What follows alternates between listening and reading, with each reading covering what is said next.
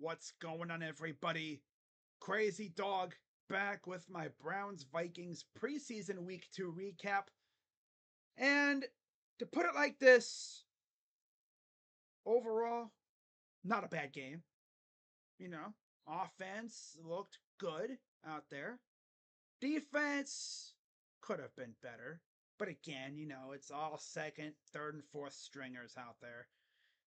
And we definitely did see some good and definitely a lot of bad, for sure. Especially on the offensive side of the ball. My God, where do I start? But Browns lose 27-12 to the Minnesota Vikings. And for anyone wondering, did any starters play? No. Mainly because we already had joint practices, and of course, the starters got their work in during those 2 days of joint practices with the Vikings. So, yeah, no starters played today. Had a couple second teamers playing overall. They look good, right? Deontay Foreman really showed out, and I truly believe he will be a very useful weapon on offense once the regular season starts. Devin Bush, again, made a couple plays on defense.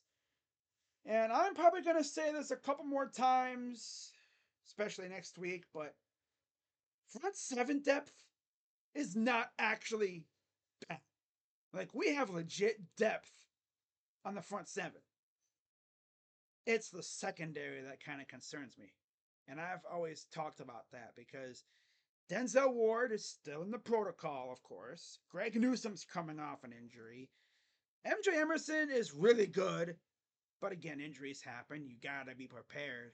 And as I've said many times, if we have to watch Khalif Halassi and Miles Harden play against an opposing team's number one or number two receivers, it's gonna be a rough go for those guys. um, but that's not even the worst part. Offensive line. Ew. It's not that they were playing bad. It's just that everyone got freaking hurt. James Hudson, injured. Tremaine Ifedi, injured. Hakeem Adeniji, injured. My Will to Live, injured. Legit, I was half expecting Andrew Berry to call me up and say, "Hey, Crazy Dog, would you be down to head up to the stadium for a tryout? Because we need you. We're kind of desperate." Oh, man. But, overall, I mean, Tyler Huntley and Dorian Thompson Robinson played today at quarterback. DTR didn't even do bad. 13 of 17, 126 yards, and one interception. Only got sacked one time. Tyler Huntley came in. Again, he looked all right. Whatever. 14 of 20, 135 yards, two interceptions. So for anyone out there who seriously thinks the Browns are going to entertain a possible Jameis Winston trade for some reason, that's a big no, good buddy. Nuh-uh. No. No. Not going to happen. On the ground, the Browns amassed 23 carries for 56 yards and one touchdown from Deontay Foreman, who I bet will be a force in the red zone. I think all of his touchdowns last year came in the red zone. So he'll be a weapon there for sure. He had 10 carries, 18 yards total. But where he really made his noise was in the receiving game. He had 5 receptions for 46 yards. Had a couple big runs too. Zaire Mitchell-Payton had 4 receptions for 59 yards to lead the way. Giovanni Ricci had 4 for 32. And then, yeah, a whole bunch of like third stringers also got some action. Not really much else to say there. Defensively, we did amass 5 sacks. Chris Williams had 2. Winston Reed had 1. Jeremiah Martin had 1. And Isaiah Thomas had 1. So they definitely got to the quarterback. But not much else to say there. They also did force a safety. Yeah. Their last 2 points were scored via a safety late in the game. So, good stuff. But yeah, it's only preseason. I'm not going to get too mad about it. I'm just concerned at the fact that our freaking offensive line looked extremely shaky today. And of course, we're still waiting to see if Jed or Jack can come back by week 1, which I think they will be, but again, we don't know. And DeJuan Jones most likely will be starting at right tackle. So if Jed's not back practicing by, I'll say, after this Seattle game, then I don't know what to think. Now, before I get into talking about my post game observations, let's take a look at some potential free agent tackles that the Browns could look at. Talked a little bit about this before, but you have David Bakhtiari, DJ Humphries, Charles Leno, Dwayne Brown, and Donovan Smith. Yeah, not the best group of guys.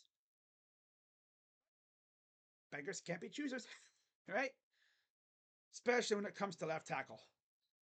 Now, are there any right tackles that maybe we could, flip to left tackle? Doesn't seem like it. Let me look here real quick. Yeah, Billy Turner, David Quisenberry.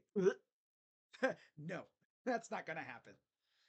So the guys you see on your screen would most likely be legit options for the Browns if they were to go that route. Of course, they could also trade for one or sign somebody else. I'm sure there's other options out there. But if I'm Andrew Berry, I am seriously thinking about adding a body or two because I don't know what happened with Adeniji. I think Afidi had a hand injury, Adeniji had a knee, and I can't remember what happened to James Hudson. But yeah, we're in dire needs for good tackles with those guys out, especially if they're going to be out long term.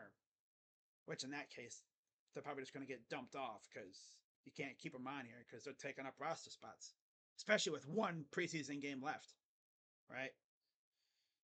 So, with that being said, let's take a nice little dive into my post game observations. Number one, Foreman is running back 1 until Chubb returns. I think he clears Jerome Ford. Definitely. Yep. He definitely showed that he could be our running back 1 until Chubb returns. And even when Chubb comes back, you get to the goal line situations, you bring Foreman in with Chubb. Makes defenses really have to think about who that ball could be going to. Because Foreman's really good in the red zone, especially the closer you get to the goal line. Again, number 2, OT depth is incredibly thin. Just went over it. Number 3, still concerned about cornerback depth. Yeah, like I've said again, if we have to watch Khalif Halassi play against an opposing team's number 1 or number 2 receiver, we might be cooked. And then number 4, of course, one more preseason game. And it just so happens to be next Saturday night at 10 p.m. on NFL Network. So that'll be fun. And then after that, it's time to figure out the 53-man roster. And I expect a lot of moves to be made between that last game and when the roster cut down is. Trades are going to happen and guys are going to get signed elsewhere. It's going to be a fun week and a half or so. Can't wait for it. Because I know Andrew Berry's always looking to improve this team. And there are some good free agents out there, for sure. But getting into my game MVP, I'm going to go Deontay Foreman. Yeah, he really showed that he could be a possible running back 1. Like, there's legit no drop off between him and Chubb. Like, he is as skilled as Chubb is. And of course, he's wearing Kareem Hunt's number. So if you showed a casual Deontay Foreman playing on the Browns, they'd think, is that Kareem Hunt? It's like, stupid, that's freaking Deontay Foreman. Oh, but he's wearing 27. Really? You know, some casual fan would be talking like that. Is that Kareem Hunt?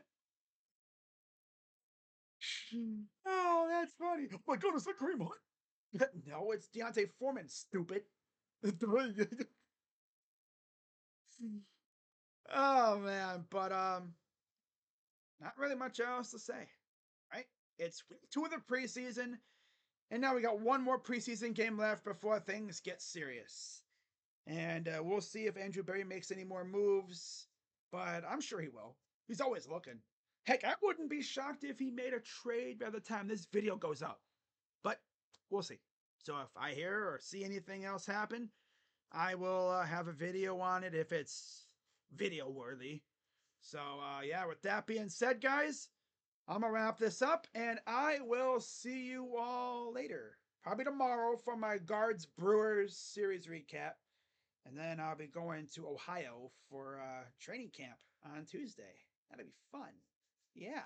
So with that being said, I'm Crazy Dog. Let's go Browns. I'll see you guys later. Bye bye. Yeah.